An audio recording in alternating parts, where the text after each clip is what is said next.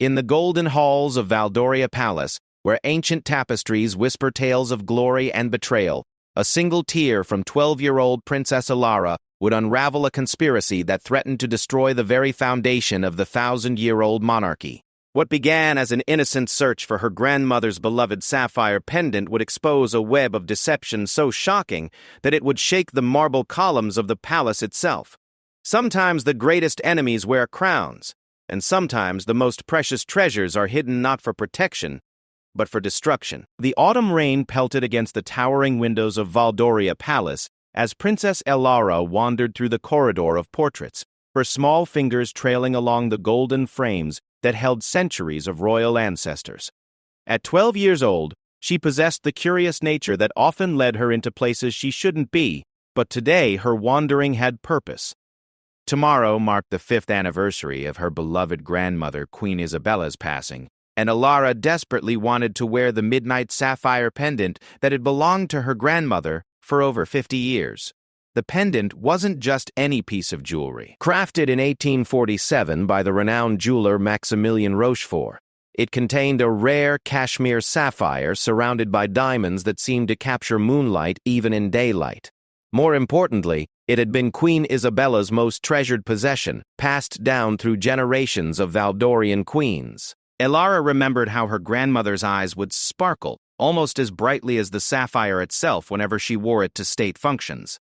Queen Isabella had always promised that one day, when Elara came of age, the pendant would be hers. The late queen had often told her granddaughter stories about the pendant's history, how it had survived wars, revolutions, and palace intrigue. This sapphire, Queen Isabella would say, her weathered hands gently touching the stone, has watched over our family for generations. It will watch over you too, my dear child. But when Queen Isabella passed away unexpectedly from a heart attack 5 years ago, the pendant had mysteriously vanished from her jewelry collection. The royal household had searched everywhere. They'd questioned servants, checked safety deposits, and even brought in private investigators. Nothing. It was as if the midnight sapphire had simply dissolved into the palace's shadows. Elara's father, King Alexander, had been devastated by both his mother's death and the loss of the family heirloom. He'd offered a substantial reward for its return, no questions asked. The palace staff, from the highest-ranking officials to the newest kitchen maids, had turned every stone, literally and figuratively. Yet the pendant remained missing, and gradually, everyone accepted that it might have been lost forever. Everyone except Elara. The young princess had never stopped believing that the pendant was somewhere in the palace. She'd developed her own theories over the years. Perhaps it had fallen behind a piece of furniture during the chaos following her grandmother's death. Maybe it had been accidentally packed away with other items. Or possibly, it was hidden in one of the secret compartments that riddled the ancient palace walls. Valdoria Palace was notorious for its hidden passages and secret rooms. Built in the 15th century and expanded over the centuries, the palace was a maze of concealed doorways, false walls, and forgotten chambers. Many of these secrets had been lost to time, with maps and blueprints disappearing or being destroyed during various political upheavals. Elara had always been fascinated by these mysteries, much to the dismay of her tutors and governesses. On this particular rainy afternoon, Elara had decided to search the West Wing, an area of the palace that had been Queen Isabella's private domain. Her father rarely went there anymore, finding it too painful, and her stepmother, Queen Serena, avoided it entirely, claiming the old-fashioned decor depressed her. This made it the perfect place for a thorough, undisturbed search. Queen Serena had married King Alexander 3 years after Queen Isabella's death. She was a stunning woman in her early 40s, with platinum blonde hair and piercing green eyes that seemed to see everything. She'd come from minor nobility in the neighboring kingdom of Astoria, and her marriage to King Alexander had been seen as a political alliance that strengthened ties between the two nations. From the beginning, Queen Serena had made it clear that she intended to modernize many of the palace's traditions. She'd redecorated several rooms, updated the staff uniforms, and implemented new protocols for state functions. While many praised her fresh approach, some old guard palace staff whispered that she was trying to erase Queen Isabella's memory too quickly. Elara had mixed feelings about her stepmother. Queen Serena was always polite and proper with her, but there was a coldness there that the young princess couldn't quite understand. Unlike her grandmother, who had been warm and affectionate, Queen Serena maintained a formal distance. She never offered spontaneous hugs or impromptu storytelling sessions. Every interaction felt calculated and measured. As Elara made her way through the West Wing's sitting room, she methodically checked behind picture frames, inside decorative vases, and underneath cushions. The room still smelled faintly of Queen Isabella's favorite lavender perfume, a scent that brought both comfort and sadness to the young princess. She could almost hear her grandmother's gentle laughter echoing off the silk-covered walls. The search proved fruitless in the sitting room, so Elara moved on to her grandmother's former bedroom. This room had been left largely untouched since Queen Isabella's death. King Alexander had ordered it sealed, but Elara knew where the spare key was hidden. She'd often snuck in here when she missed her grandmother most intensely. The bedroom was exactly as Queen Isabella had left it. The four-poster bed with its deep purple canopy still dominated the space. The antique vanity table, where Queen Isabella had sat every morning while her lady-in-waiting styled her silver hair, remained cluttered with crystal perfume bottles and silver-handled brushes. Even the book Queen Isabella had been reading, a romance novel about a princess and a commoner, lay open on the nightstand with her reading glasses still marking the page. Elara began her search with the vanity table, carefully moving each item as she checked for hidden compartments or secret drawers. Her grandmother had taught her about these tricks years ago during their treasure hunt games. Royal furniture, Queen Isabella had explained with a mischievous smile, always has secrets. Craftsmen built them with hidden spaces where queens could keep their most private treasures. After 20 minutes of careful searching, Elara discovered a small, hidden drawer in the vanity's base. Her heart raced as she pressed the concealed mechanism. But the drawer contained only old love letters from King Alexander's father to Queen Isabella, tied with a faded ribbon. Beautiful and touching, but not what she was looking for. The wardrobe yielded similar disappointments. Behind the rows of elegant gowns and ceremonial robes, Elara found another secret compartment, but it held only outdated financial documents and a few pieces of costume jewelry that Queen Isabella had kept for sentimental reasons. As the afternoon grew later, Elara's determination only intensified. She moved to the bookshelf that lined one entire wall of the bedroom. Queen Isabella had been a voracious reader, and her collection included everything from ancient histories of Valdoria to contemporary novels. Elara began pulling books at random, checking to see if any were hollow or if anything was hidden behind them. It was while reaching for a leather-bound volume of poetry on the top shelf that Elara heard voices in the corridor outside. She froze, recognizing her stepmother's distinctive laugh. Queen Serena was coming this way, and she wasn't alone. A man's voice, one Elara didn't immediately recognize, was responding to something the queen had said. Panic gripped the young princess. She wasn't supposed to be in this room, and if Queen Serena found her here, there would be uncomfortable questions and probably a lecture about respecting boundaries. Elara quickly but quietly moved toward the bedroom's window, planning to hide behind the heavy curtains until the voices passed. But as she reached the window, the voices stopped directly outside the bedroom door. Elara's heart pounded as she heard the distinctive sound of a key turning in the lock. Someone was entering the room, and she was trapped with nowhere to hide except behind the curtains. "Are you certain no one ever comes in here?" the unfamiliar male voice asked. "Completely certain," Queen Serena replied, her voice carrying a tone Elara had never heard before. It was almost conspiratorial. Alexander sealed this room after his mother died, and he's never set foot in it since. Too many painful memories, he says. Elara held her breath behind the thick velvet curtains, trying to make herself as small as possible. Through a tiny gap in the fabric, she could see her stepmother moving around the room with surprising familiarity. The man with her was tall and lean, wearing the dark uniform of the palace guard, though Elara couldn't see his face clearly from her hiding spot. "You're sure it's still here?" the guard asked, his voice carrying an edge of nervousness. "Of course it's here," Queen Serena snapped, though she sounded less confident than her words suggested. "I put it there myself the night the old woman died. It should be exactly where I left it." Elara's blood ran cold. They were talking about something Queen Serena had hidden the night Queen Isabella died. The young princess pressed herself further back against the window, afraid that her thundering heartbeat might give her away. Queen Serena moved with purpose toward the ornate writing desk that sat near the room's fireplace. Elara watched in fascination and growing horror as her stepmother began running her hands along the desk's edges, clearly searching for something specific. After a moment, there was a soft click, and a secret panel slid open in the desk's side. Finally, Queen Serena muttered, reaching into the hidden compartment. When she withdrew her hand, Elara had to press her knuckles against her mouth to keep from gasping aloud. Her stepmother was holding the midnight sapphire pendant. The sapphire caught the afternoon light streaming through the windows, sending brilliant blue flashes across the room's walls. It was exactly as beautiful as Elara remembered, exactly as her grandmother had described it in her stories. But seeing it in Queen Serena's hands felt like witnessing a sacrilege. "There it is," the guard said, relief evident in his voice. "I was beginning to worry that someone had found it during one of the searches.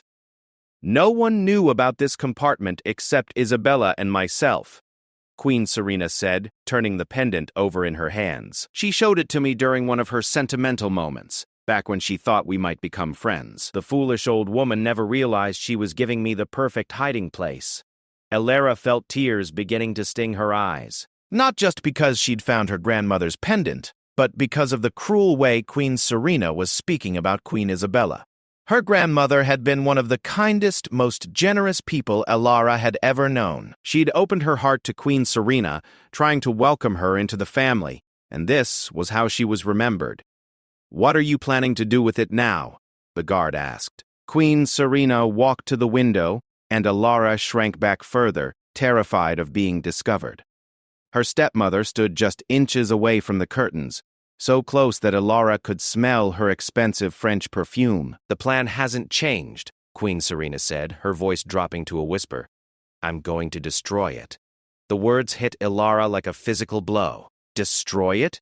Destroy the pendant that had been in her family for generations? The pendant her grandmother had promised would be hers someday. "Are you sure that's wise?" the guard asked hesitantly. "It's worth a fortune. We could sell it quietly, split the money." "Don't be an idiot, Captain Morrison," Queen Serena hissed. "Do you think I care about the money? This isn't about wealth. This pendant represents everything about the old regime that I'm trying to eliminate. As long as it exists, people will remember Isabella and her outdated traditions. They'll expect Elara to be just like her grandmother when she comes of age."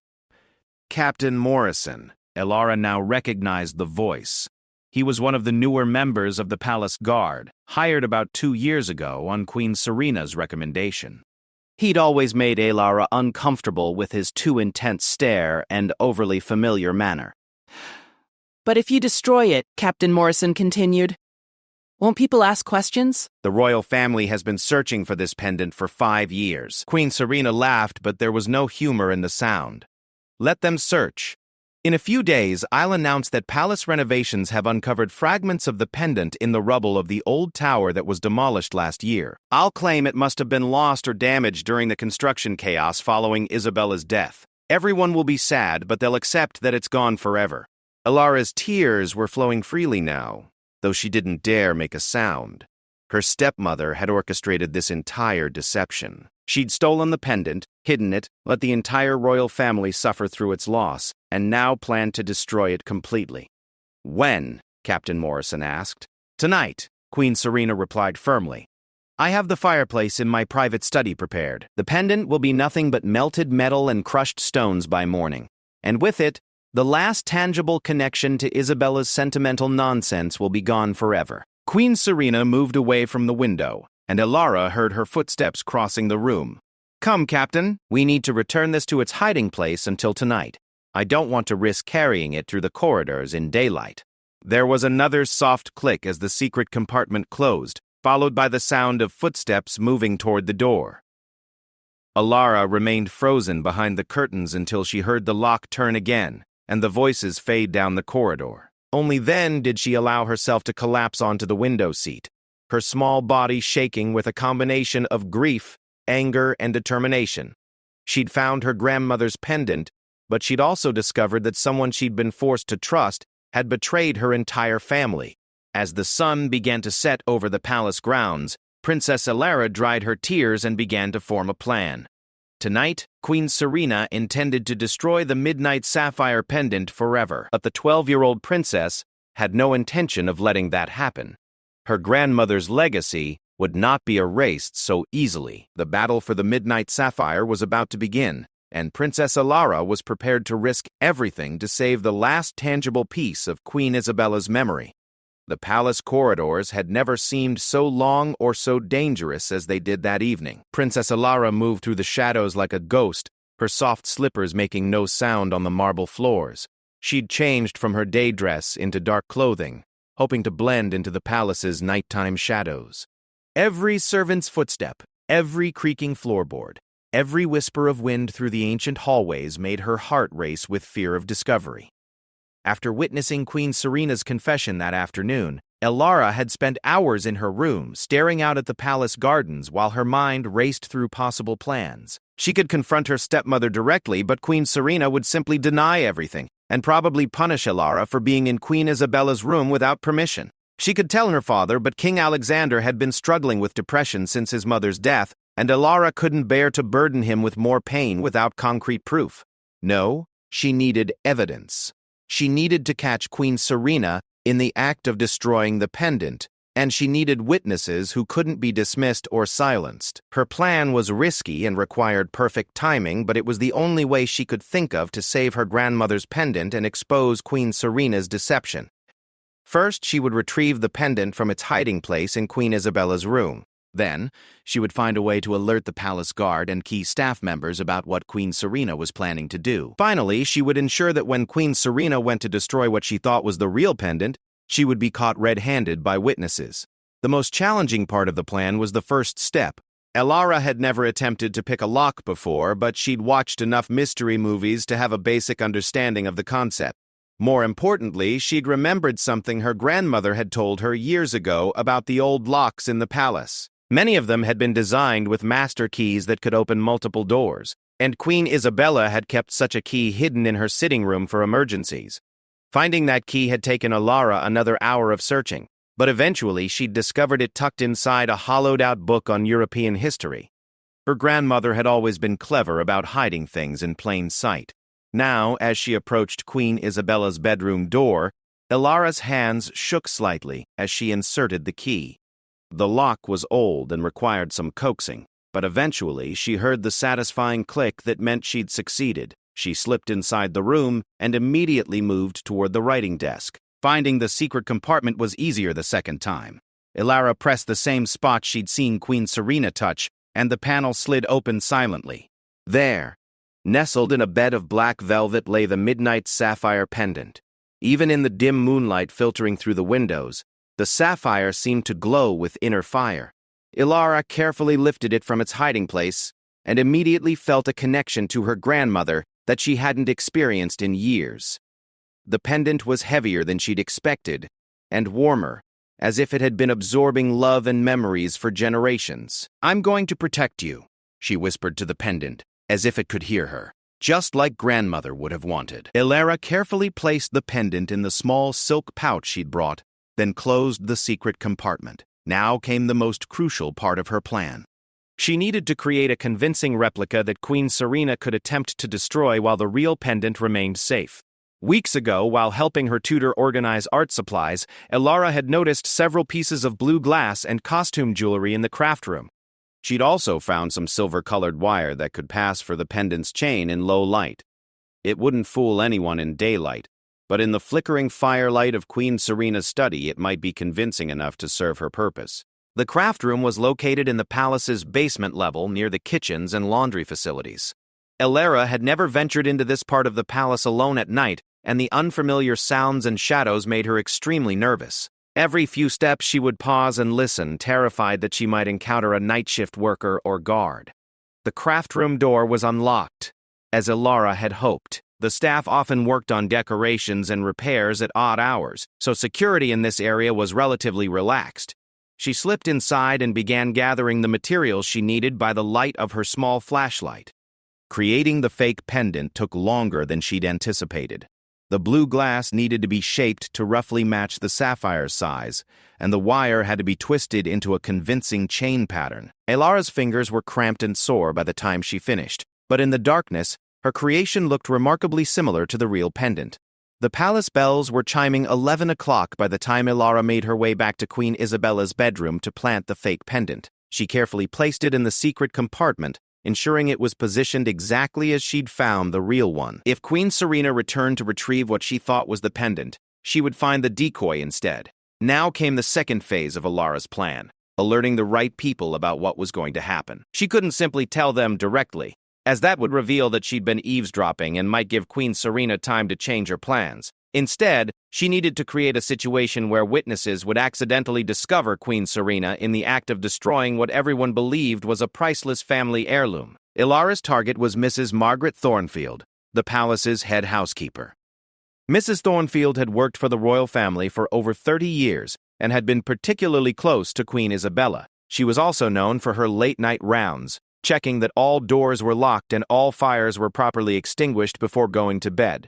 Most importantly, she was one of the few staff members who had the authority and courage to question even Queen Serena's actions if she witnessed something suspicious. Finding Mrs. Thornfield required another trip through the palace corridors. The head housekeeper's office was located on the second floor, near the administrative wing. Elara had often visited this office with her grandmother, who had made a point of maintaining close relationships with all the senior staff. Mrs. Thornfield was exactly where Elara had hoped she'd be, sitting at her desk and reviewing the next day's schedules by lamplight. She was a sturdy woman in her 50s, with graying hair pulled back in a practical bun, and kind eyes that reminded Elara of her grandmother's. Princess Elara. Mrs. Elara, Thornfield exclaimed when she saw the young girl at her door. What on earth are you doing wandering the halls at this hour? Is everything all right, dear? Elara had prepared her story carefully. It needed to be believable enough to get Mrs. Scylla Thornfield to investigate, but not so specific that it would immediately reveal what Elara knew. Mrs. Thornfield, she said, trying to sound confused and worried. I couldn't sleep, so I was reading in the library, and I heard some strange noises coming from the direction of Queen Serena's study. It sounded like someone was breaking something valuable. I thought you should know, in case there's a burglar or something. Mrs. Thornfield's expression immediately became alert and concerned. Strange noises? What kind of noises, Princess? Like glass breaking and metal scraping, Elara improvised. And I thought I smelled smoke, like something was burning. I was scared to investigate by myself. The head housekeeper was already rising from her chair, reaching for her ring of keys. You did exactly the right thing, dear. I'll go investigate immediately. You should return to your room and lock your door, just to be safe. Could I come with you? Elara asked, trying to sound anxious rather than hopeful. I'm too worried to sleep now, and I'd feel safer knowing what's happening. Thornfield hesitated for a moment, then nodded. Very well, but you must stay behind me and do exactly as I say. If there is an intruder, we'll need to alert the guards immediately. As they made their way toward Queen Serena's private study, Elara's heart pounded with a mixture of excitement and terror. Her plan was working so far, but everything depended on the timing. Queen Serena had said she planned to destroy the pendant tonight, but Elara didn't know exactly when. If they were too early, they might find nothing suspicious. If they were too late, the damage might already be done. Queen Serena's study was located in the newer section of the palace, an area that had been renovated about 10 years ago to include modern amenities while maintaining the building's historical character. The study was soundproofed for privacy, which meant that any noises from inside wouldn't normally be heard in the corridors. As they approached the study door, Elara was relieved to see light flickering underneath it, suggesting that a fire was burning in the fireplace. More telling, she could hear the faint sounds of movement from within the room. Mrs. Kortrek Casino. Thornfield pressed her ear to the door, listening carefully. After a moment, she turned to Elara with a puzzled expression. I do hear something, she whispered. It sounds like Her Majesty is still awake, but why would she be working so late? And that sound you mentioned, it does sound like something metallic. Before Elara could respond, they both heard Queen Serena's voice from within the study, though they couldn't make out the words. She seemed to be speaking to someone, confirming that Captain Morrison was with her as planned. Mrs. Thornfield straightened up, clearly torn between her duty to investigate potential danger and her reluctance to disturb the Queen without a very good reason. Perhaps we should alert the night guards, she murmured. If Her Majesty is in some kind of trouble, at that moment, they heard a sound that made both of them freeze. The unmistakable noise of something heavy being struck repeatedly, followed by Queen Serena's frustrated voice saying, "This is taking longer than I expected. The setting is more durable than it looks." Mrs. Thornfield's eyes widened with alarm. Someone was definitely destroying something valuable in the Queen's study, and it sounded like Queen Serena herself was involved. The head housekeeper looked down at Princess Elara, who tried to appear as innocent and worried as possible. "Princess, I need you to run to the guard station and bring Captain Williams here immediately," Mrs. Thornfield whispered urgently. "Tell him that we have a potential security situation in the Queen's study. Can you do that?" Elara nodded eagerly. Captain Williams was the head of palace security, an honorable man who had served the royal family faithfully for 15 years. He was exactly the kind of witness Elara needed for her plan to succeed. As Elara hurried toward the guard station, she felt a mixture of triumph and anxiety. Everything was falling into place, but she also realized that she was about to witness the destruction of what everyone would believe was her grandmother's pendant. Even though she knew the real pendant was safe, it would still be painful to watch Queen Serena's act of vandalism. The guard station was located on the ground floor near the main entrance to the palace. Captain Williams was reviewing duty rosters when Elara burst in, breathing hard from her run through the corridors. "Captain Williams," she gasped. "Mrs. Thornfield sent me to get you. There's some kind of emergency in Queen Serena's study." Captain Williams was a tall, solidly built man with graying hair and sharp blue eyes that missed very little. He'd been present during many of the searches for the missing pendant, and Elara knew he'd been genuinely saddened by its apparent loss. "What kind of emergency, Princess?" he asked, already reaching for his radio and keys. "We heard strange noises like someone breaking something valuable," Elara explained, sticking to her prepared story. "Mrs. Thornfield went to investigate, but she wanted you there in case there's danger." Captain Williams was already moving toward the door. "Come on, then. But stay behind me, and if I tell you to run, you run. Understood?" As they made their way back through the palace corridors, Elara's mind raced with anticipation. In just a few minutes, Queen Serena's deception would be exposed, and her grandmother's real pendant would be safe. But she also couldn't shake the feeling that she was about to witness something that would change her relationship with her stepmother forever. When they reached Queen Serena's study, Mrs. Carissa Sprengle, Thornfield was still standing guard outside the door. Her face was pale with worry, and she immediately rushed to Captain Williams. "Thank goodness you're here," she whispered. "The sounds have gotten worse. I think someone is definitely destroying something valuable in there, and I believe Her Majesty might be in danger." Captain Williams listened at the door for a moment, his expression growing increasingly grim. The sounds from within were indeed disturbing. Repeated striking noises, the crash of breaking glass, and what sounded like metal being scraped against stone. "Your Majesty?" Captain Williams called through the door. "This is Captain Williams. Is everything all right in there?" The sounds stopped abruptly. After a moment of silence, they heard Queen Serena's voice, but it sounded strained and slightly panicked. "Everything is fine, Captain Williams. I'm just reorganizing some items. There's no need for concern." Captain Williams exchanged glances with Mrs. Bailey, Thornfield. Both of them clearly found the Queen's explanation unconvincing, especially given the violent sounds they'd been hearing. "With respect, Your Majesty," Captain Williams called back, "we've received reports of concerning noises, and it's my duty to ensure your safety. May I enter to confirm that all is well?"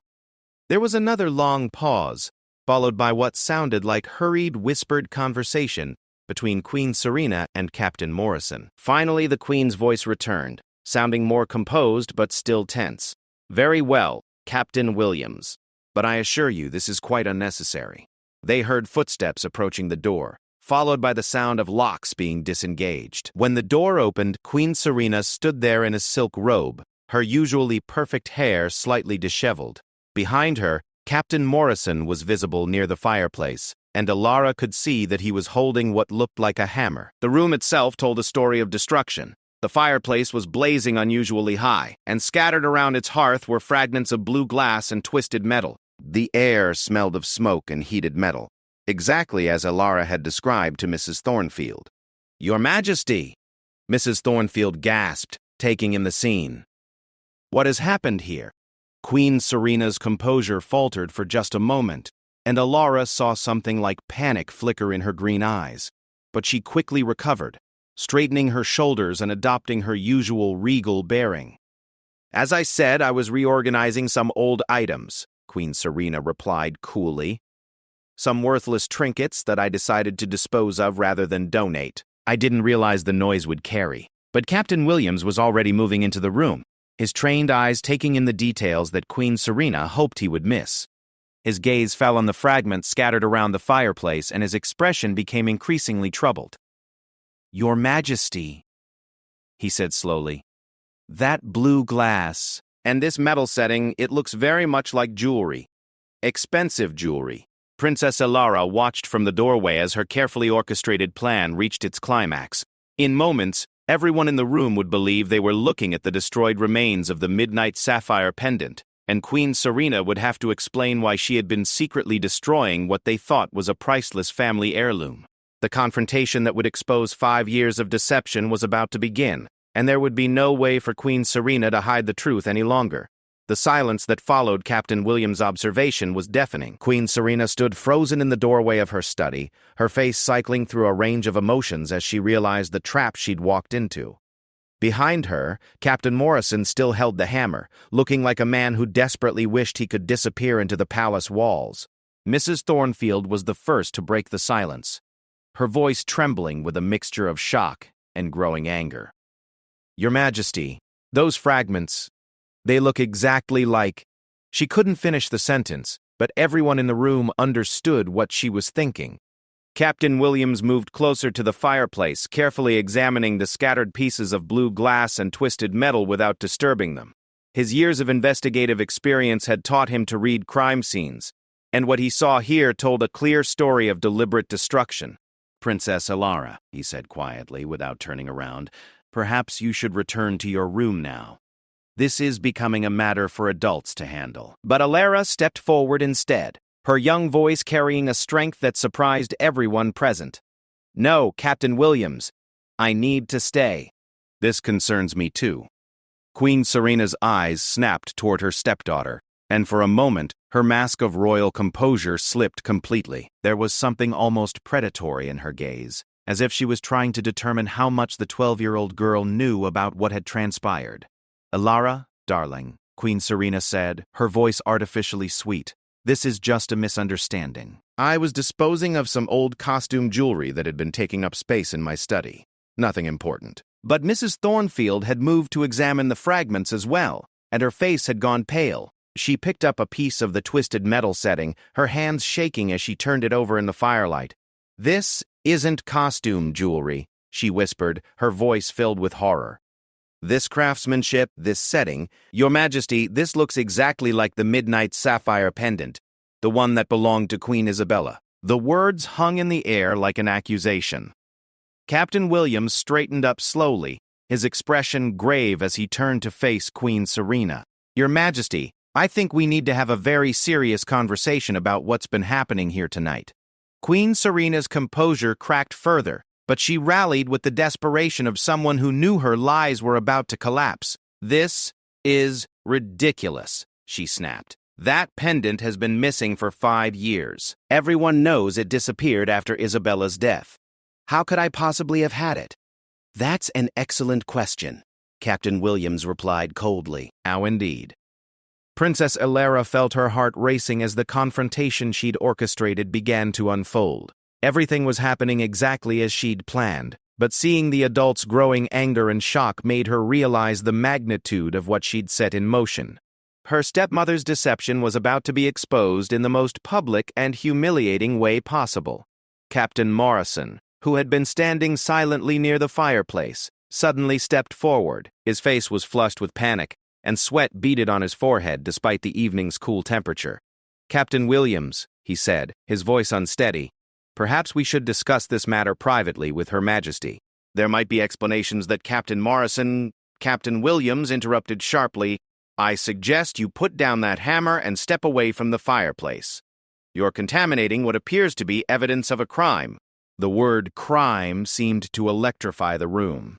Queen Serena's face went white, while Captain Morrison looked as if he might be sick. Mrs. Thornfield gasped audibly, pressing her hand to her heart. Crime? Queen Serena repeated, her voice rising with indignation. How dare you suggest that I am the Queen of Valdoria. I don't have to explain my actions to palace staff. But Captain Williams was not intimidated by her royal authority. His loyalty was to the crown itself, not to any individual who wore it, and his duty was to protect the royal family from all threats, internal or external. Your Majesty, he said formally, I am bound by oath to investigate any threat to royal property or family welfare.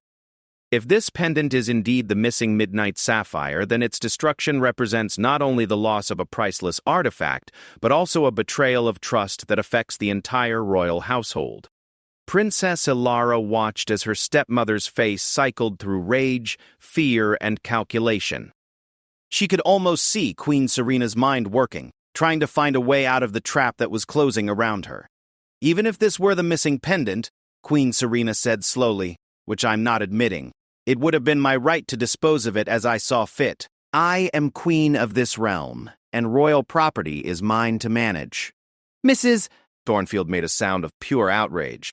Your Majesty, with all due respect, that pendant was specifically designated in Queen Isabella's will to be passed down to Princess Ilara when she came of age. It was never yours to destroy.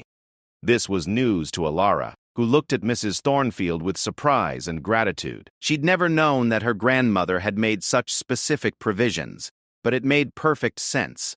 Queen Isabella had always promised that the pendant would be hers someday.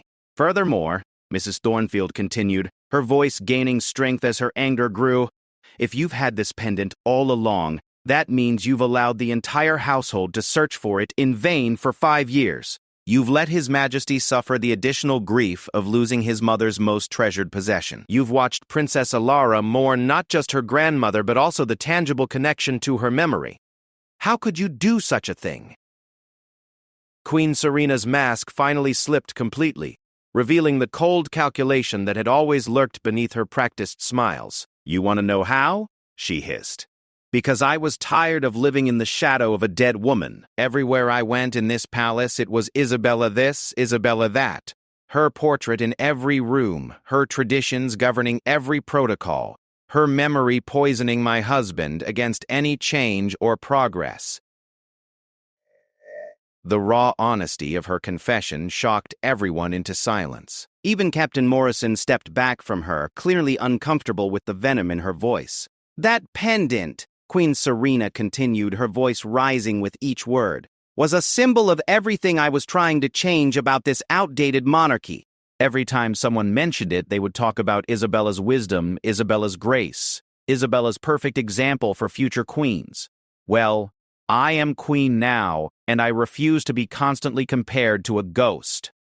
Princess Ilara felt tears streaming down her face, but they were tears of anger rather than sadness. To hear her beloved grandmother spoken of with such hatred, to learn that Queen Serena had deliberately caused her family years of unnecessary pain, was almost more than she could bear. So you stole it, Captain Williams said, his voice cold with disgust. You stole a priceless family heirloom, let everyone believe it was lost, and then planned to destroy it to eliminate the memory of a good woman. Is that what you're telling us? Queen Serena seemed to realize that her emotional outburst had revealed far too much. She straightened her shoulders and tried to regain her composure, but the damage was already done. I'm telling you that I found some old jewelry fragments and decided to dispose of them, she said stiffly. Any other interpretation is speculation on your part. But Mrs. Thornfield was examining more of the fragments, and her expression was growing increasingly troubled. She picked up a piece of blue glass and held it to the light, frowning as she studied it. Your Majesty, she said slowly, this glass, it's not the right color. The midnight sapphire was a deep, pure blue, like the ocean at twilight. This glass is lighter, more like the color of the sky. And this metal, She picked up a twisted piece of the setting. This looks like costume jewelry wire, not the platinum setting that held the real sapphire. Princess Alara held her breath as Mrs. Thornfield continued her examination. The head housekeeper had seen Queen Isabella wear the pendant hundreds of times over the years, and her trained eye was catching the differences between the real pendant and Alara's hastily constructed fake. Captain Williams moved closer to examine the fragments himself. After a moment, he looked up at Queen Serena with renewed suspicion. "Your Majesty," he said carefully, "if you were disposing of the real midnight sapphire pendant, where did you obtain it? And if this isn't the real pendant, what exactly were you destroying, and why?" Queen Serena's eyes darted around the room like those of a trapped animal. She clearly hadn't expected anyone to question the authenticity of the fragments, and she was rapidly running out of explanations. I don't have to answer these questions," she stammered. "This is harassment of the crown." "No," said a new voice from the doorway, causing everyone to turn in surprise. King Alexander stood there in his dressing gown, his usually kind face set in lines of grim determination. "This is a search for truth, and I intend to have it." Princess Alara's father looked older than his 45 years, his brown hair showing more gray than she remembered, and his face bearing the lines of someone who had endured more grief than his share. But his presence filled the room with an authority that even Queen Serena couldn't ignore. "Alexander," Queen Serena said, her voice suddenly becoming pleading. "Darling, this is all a terrible misunderstanding. These people have blown a simple matter completely out of proportion." But King Alexander's attention was focused on the fragments scattered around the fireplace. He moved slowly, as if in a dream, and knelt down to pick up one of the pieces of blue glass. His hands trembled slightly as he examined it. "Captain Williams," he said quietly, "please tell me what has happened here. And please tell me the truth, regardless of who might be implicated." Captain Williams straightened to attention. "Your Majesty, we responded to reports of suspicious activity in Queen Serena's study. We found Her Majesty and Captain Morrison apparently destroying what initially appeared to be jewelry. Based on the fragments, it seemed possible that the object in question was the missing midnight sapphire pendant." King Alexander's face went white. "My mother's pendant? You thought? But that's impossible. It's been missing for 5 years." "That's what we all believed, Your Majesty," Mrs. Thornfield said gently. "But the fragments suggested otherwise. However, upon closer examination, I don't believe these pieces came from the real pendant. The color and materials are wrong." King Alexander looked up at his wife with an expression of confused hurt. "Serena, what were you destroying? And why would you do it secretly, in the middle of the night?" Queen Serena's last defenses crumbled under her husband's direct questioning. She couldn't maintain her lies in the face of his obvious pain and bewilderment. "It was just a replica," she whispered finally. "A fake pendant I had made years ago. I was disposing of it because I didn't want anyone to find it and think." "Think what?" King Alexander asked, though something in his voice suggested he was beginning to understand more than he wanted to. Queen Serena looked around the room at the faces of the people who had caught her in her deception. She saw Captain Williams' disgust, Mrs. Thornfield's anger, Princess Alara's tears, and most devastating of all, her husband's growing comprehension of what she had done. "I was disposing of it because I didn't want anyone to know that I had the real pendant," she said finally, her voice barely above a whisper. The confession hit the room like a physical blow. King Alexander sank into a chair as if his legs could no longer support him, while Mrs. Thornfield made a sound of pure anguish. "You have my mother's pendant?" King Alexander asked, his voice breaking. "You've had it all this time?" Princess Alara stepped forward, her young voice cutting through the adult shock and recrimination like a blade. "Yes, father. She's had it since the night grandmother died. I heard her confess everything this afternoon." All eyes turned to the 12-year-old girl, and Queen Serena's face went white with the realization that her stepdaughter had been the architect of her exposure. "You!" Queen Serena hissed, pointing at Alara. "You little spy. You orchestrated all of this." "I protected grandmother's memory," Alara replied with dignity beyond her years. "Just like she would have wanted me to." King Alexander rose from his chair slowly, his face a mask of pain and betrayal as he looked at his wife. "Serena, please tell me this isn't true. Please tell me you didn't steal my mother's pendant and let us all suffer for 5 years thinking it was lost forever. But Queen Serena's silence was answer enough. The truth was finally out, but the consequences of 5 years of deception were only just beginning to unfold. The aftermath of Queen Serena's confession spread through Valdoria Palace like wildfire through dry timber. Within hours, what had begun as a covert operation to expose a theft had transformed into a constitutional crisis that threatened to shake the very foundations of the monarchy. King Alexander sat in his private study as dawn broke over the palace grounds, staring at the midnight sapphire pendant that now lay on his desk. Princess Alara had retrieved it from her hiding place once Queen Serena's deception was fully exposed, and seeing it again after 5 years of mourning its loss had nearly broken the grieving king's composure entirely. The pendant was exactly as beautiful as he remembered, its deep blue sapphire catching the early morning light and sending azure reflections across the study walls. But more than its physical beauty, the pendant represented everything he had loved about his mother, her wisdom, her grace, her unwavering commitment to the people of Valdoria. To know that his wife had stolen it, hidden it, and planned to destroy it felt like a violation of Queen Isabella's memory that cut deeper than any personal betrayal. "Your Majesty," came a gentle knock at the door, followed by Captain Williams's voice. "I'm sorry to disturb you, but we need to discuss the immediate security implications of last night's events." King Alexander looked up from the pendant, his face showing the strain of a sleepless night spent grappling with the revelation of his wife's deception. "Come in, Captain. I suppose we can't postpone the practical matters any longer." Captain Williams entered the study, followed by Mrs. Thornfield and Sir Edmund Blackwood, the palace's chief legal advisor. All three looked as exhausted as the king felt, having spent the night dealing with the immediate fallout from Queen Serena's exposure. "Your Majesty," Sir Edmund began, his voice heavy with the weight of the constitutional issues they faced, "we have several urgent matters that require your immediate attention. First and foremost, we need to address Queen Serena's current status and location. After her confession, Queen Serena had been escorted to a secure wing of the palace, officially for her own protection, but practically under a form of house arrest. Captain Morrison had been detained pending a full investigation into his role in the conspiracy. The scandal was still contained within the palace walls, but Sir Edmund knew that couldn't last much longer. "What are my options?" King Alexander asked, though his voice suggested he dreaded the answer. Sir Edmund consulted his notes with the careful precision of a man who understood that every word might have historic implications. Under Valdorian law, the theft of royal artifacts is considered high treason, particularly when committed by someone in a position of trust. The legal penalties are severe. "You're talking about my wife," King Alexander said quietly. "The mother of my children." Though technically Queen Serena had no biological children with the king, she had legally adopted Princess Alara upon their marriage, making her transgression even more complex from a family perspective. "I understand the personal difficulty, Your Majesty," Sir Edmund replied gently, "but we must also consider the broader implications.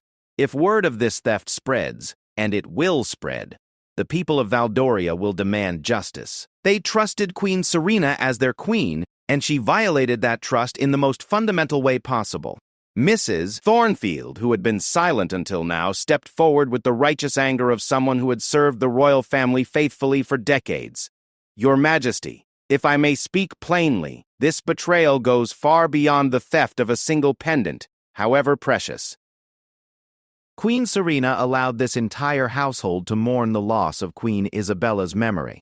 She watched Princess Alara cry herself to sleep, missing her grandmother and the connection that pendant represented. She let you blame yourself for not protecting your mother's belongings better.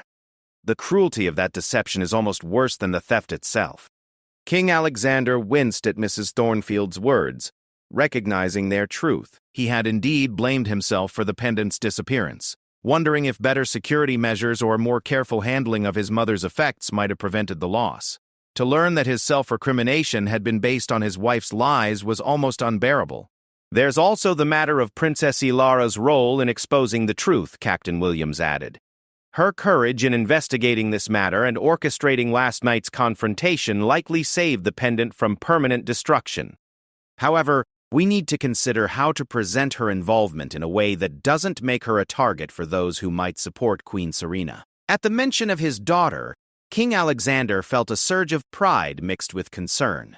Princess Elara had shown remarkable intelligence and determination in uncovering Queen Serena's deception, but she was still only 12 years old. The political implications of her involvement could follow her for the rest of her life. "Where is Elara now?" he asked. "Still sleeping, Your Majesty." "Mrs." Thornfield replied. The poor child was exhausted after last night's events. "I've stationed one of our most trusted guards outside her chambers, just as a precaution." Sir Edmund cleared his throat diplomatically. "Your Majesty, we also need to address the question of succession. If Queen Serena is charged with treason, her marriage to you may be legally nullified. This could affect various matters of state protocol and—" "Stop," King Alexander said firmly. "I understand the legal complexities, but I need time to process what has happened before making decisions that will affect the rest of our lives. What I want to know right now is this. Can we contain the story until I decide how to proceed?" Captain Williams exchanged glances with Sir Edmund before answering. "We can try, Your Majesty, but palace secrets rarely stay secret for long.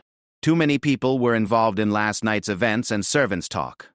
I would estimate we have perhaps 48 hours before rumors begin spreading beyond the palace walls." "Then we use those 48 hours wisely," King Alexander decided.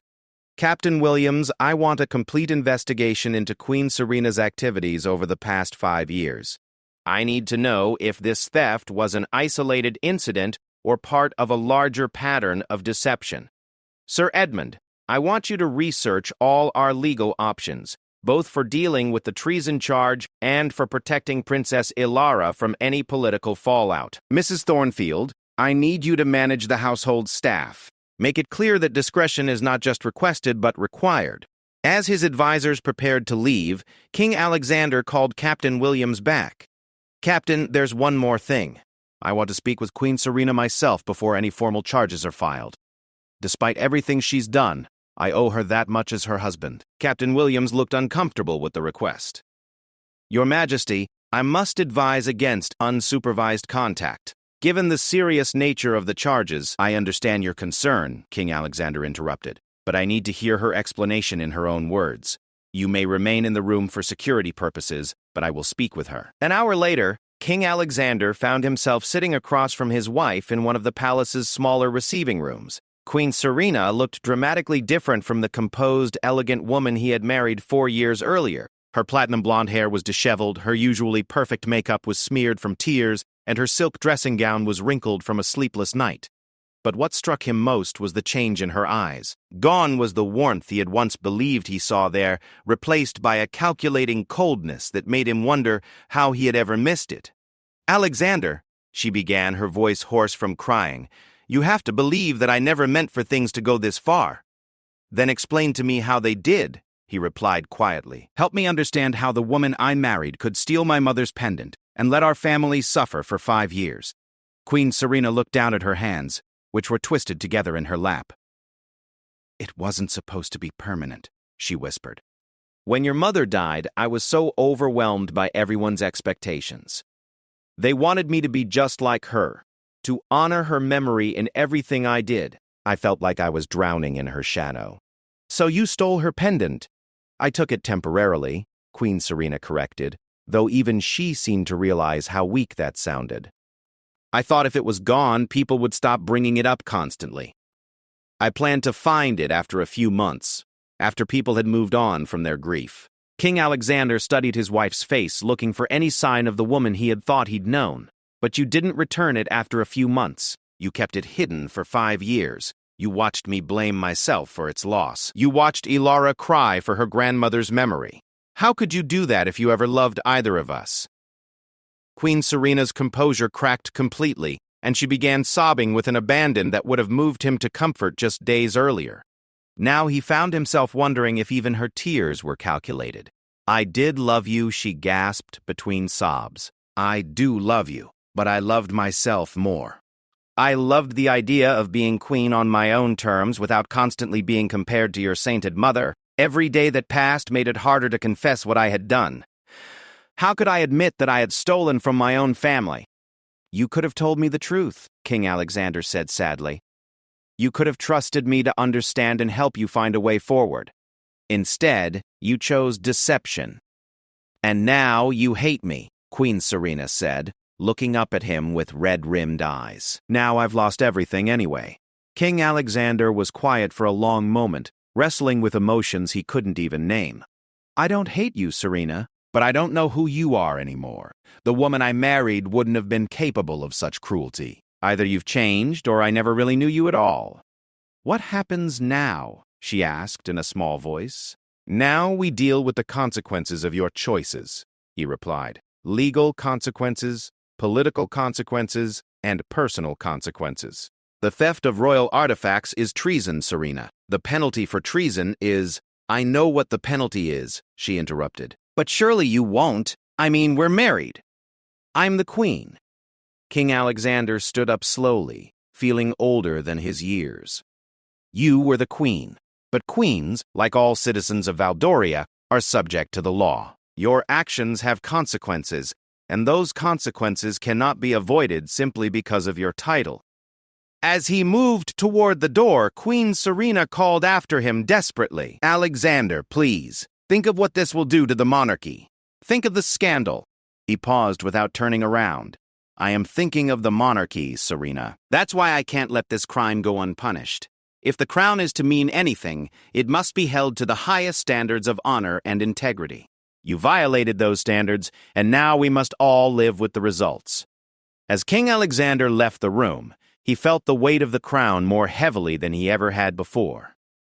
The decisions he made in the coming days would not only determine his wife's fate, but would also set precedents that would affect the Valdorian monarchy for generations to come. Behind him, Queen Serena continued to weep, but he no longer looked back. His duty now was to his people, his daughter, and the memory of his mother, all of whom deserved better than the betrayal they had endured.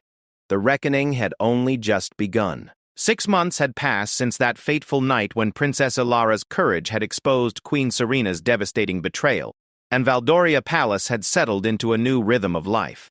The morning sun streamed through the tall windows of the family dining room as King Alexander sat across from his daughter, watching her carefully spread jam on her toast with the precise attention that had become her trademark since the events that had changed their lives forever.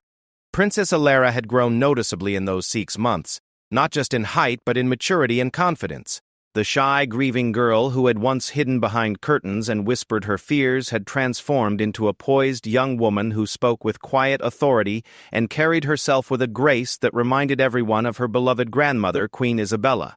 "Father," she said, looking up from her breakfast with the serious expression that had replaced her childhood innocence.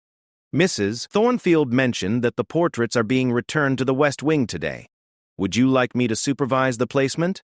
King Alexander smiled at his daughter's careful consideration. Over the past months, Ilara had gradually taken on more responsibilities in palace management, showing an intuitive understanding of diplomacy and administration that amazed the household staff. She had requested that Queen Isabella's portraits, which Queen Serena had removed and stored, be returned to their traditional places throughout the palace. "I think that would be perfect," he replied. "Your grandmother would be proud to see how you've honored her memory." The memory of Queen Isabella had indeed been restored to its rightful place in Valdoria Palace. The midnight sapphire pendant now resided in a place of honor in the Palace Museum, where visitors could view it and learn about the remarkable queen who had worn it. Rather than keeping it locked away, King Alexander had decided that the pendant's beauty and history should be shared with the people of Valdoria, just as Queen Isabella herself had always been generous in sharing her wisdom and compassion. The legal proceedings that followed Queen Serena's confession had been swift but thorough. Sir Edmund Blackwood had worked tirelessly to ensure that justice was served while maintaining the dignity of the monarchy. Queen Serena had ultimately pled guilty to charges of theft and fraud, avoiding a lengthy trial that would have further damaged the royal family's reputation. Her sentence had been exile rather than imprisonment, a decision that King Alexander had struggled with but ultimately accepted as the best solution for all involved. Queen Serena had been stripped of her royal title and banished from Valdoria permanently. She was currently living in her native Astoria under her birth name, working as a private art consultant, and forbidden from using any royal connections or titles. Captain Morrison had faced similar charges, and had been dismissed from the palace guard in disgrace. His cooperation with investigators had earned him a suspended sentence, but his career in royal service was permanently over. The political ramifications had been significant but manageable. King Alexander had addressed the nation directly, explaining the situation with a transparency that had actually increased public support for the monarchy. The people of Valdoria had been shocked by Queen Serena's betrayal but impressed by the royal family's commitment to justice and truth. "Your Majesty," Mrs. Thornfield entered the dining room with her usual brisk efficiency. "The portrait hangers have arrived, and Princess Alara's instructions have been prepared for them. Also, Lord Chancellor Pemberton has requested a brief meeting this morning regarding the Education Ministry proposals." "Thank you, Mrs. Thornfield," King Alexander replied. "Please tell Lord Chancellor Pemberton that I'll see him at 10 o'clock.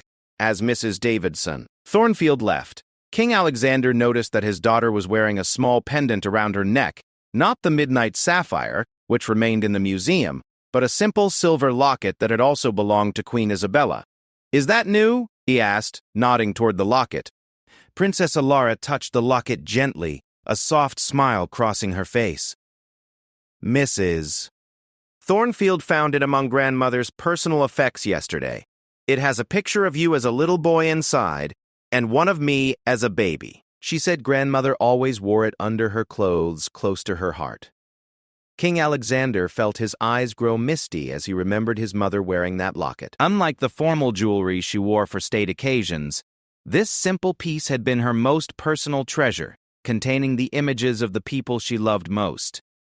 "It suits you perfectly," he said softly. The conversation was interrupted by Captain Williams, who entered with the measured step of a man bearing important news. Over the past months, he had become not just the head of palace security, but one of King Alexander's most trusted advisors. "Your Majesty, Princess Alara," he said, bowing slightly. "I wanted to inform you that we've received word from the investigators in Astoria. The final report on the missing artifacts investigation has been completed.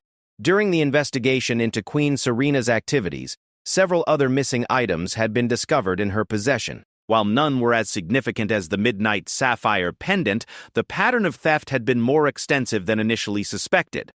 "What did they find?" King Alexander asked. "All remaining items have been recovered and verified," Captain Williams reported. "Queen Serena had apparently been taking small, valuable objects over the course of several years, though she claims she always intended to return them eventually. The investigators believe she was driven more by a desire to control the palace's history than by any monetary motive." Princess Alara looked up from her breakfast with the analytical expression that had become familiar to everyone around her. She wanted to erase grandmother's influence entirely, didn't she? The pendant was just the most important piece. Captain Williams nodded respectfully. "That appears to be accurate, Princess. The psychological evaluation suggested that Queen Serena felt threatened by Queen Isabella's continued influence and popularity, even after her death." King Alexander sighed, still struggling to understand the woman he had once believed he loved. "Have all the recovered items been returned to their proper places?" "Yes, Your Majesty. The last shipment arrived yesterday, and the museum curator has verified the authenticity of all pieces.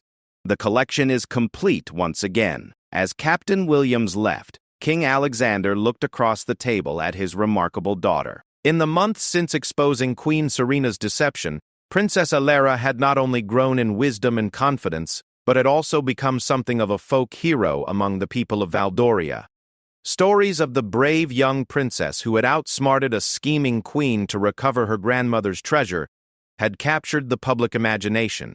"Alara," he said gently, "I want you to know how proud I am of your courage 6 months ago. But more than that, I'm proud of how you've handled everything since then. You could have been bitter or angry about what Queen Serena did to our family, but instead you've chosen to honor your grandmother's memory with grace and dignity." Princess Alara looked down at her hands, still modest despite the praise she'd received.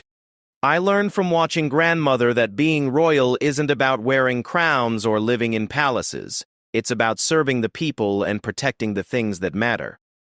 The pendant was important because it represented her love and her values, not because it was expensive. King Alexander felt a surge of pride that had nothing to do with royal bloodlines, and everything to do with the exceptional person his daughter was becoming. Your grandmother would be so proud of the young woman you're becoming. I hope so, Princess Ilara replied. Sometimes I wear her locket and imagine that she's still watching over us. I think she would be happy that the pendant is in the museum where everyone can see it and remember her. As if summoned by their conversation about Queen Isabella, a soft chiming sound filled the dining room. It was the palace's memorial bells, which rang every morning at precisely 9 o'clock to honor all the deceased monarchs of Valdoria. But today the sound seemed especially poignant and beautiful. King Alexander and Princess Ilara sat in comfortable silence, listening to the bells and thinking about the remarkable woman whose memory had brought them through their darkest time. Queen Isabella's legacy lived on not just in the recovered pendant or the restored portraits, but in the values of truth, courage, and compassion that she had instilled in her family. "Father," Princess Ilara said as the bells faded, "I've been thinking about something." "What's that, sweetheart?" "When I'm old enough to be queen someday, I want to make sure that the palace is always a place where truth is valued more than convenience, and where courage is rewarded even when it's difficult. I want to be the kind of queen that grandmother would be proud of." King Alexander reached across the table and took his daughter's hand, marveling at the strength and wisdom he felt there. "My dear Ilara, you're already well on your way to becoming exactly that kind of queen. Your grandmother's spirit lives on in you, and through you, her legacy will continue to guide Valdoria for generations to come." As the morning sun climbed higher over Valdoria Palace, father and daughter finished their breakfast in the comfortable silence of a family that had been tested by deception and betrayal but had emerged stronger and more united than ever. The midnight sapphire pendant might rest safely in its museum case, but the love, courage, and wisdom it represented continued to shine brightly in the heart of Princess Ilara, the true heir to Queen Isabella's remarkable legacy. In the months and years that followed, historians would write about the night of the midnight sapphire as a turning point in Valdorian history. A moment when the courage of a 12-year-old princess saved not just a family heirloom, but the integrity of the monarchy itself. But for King Alexander and Princess Ilara, it would always be remembered as the night they learned that the most precious treasures cannot be stolen or destroyed, because they live forever in the hearts of those who cherish them. The bells of Valdoria Palace continued to chime each morning, carrying the memory of Queen Isabella across the kingdom, and reminding all who heard them that love, truth, and courage are the greatest treasures any royal family can possess.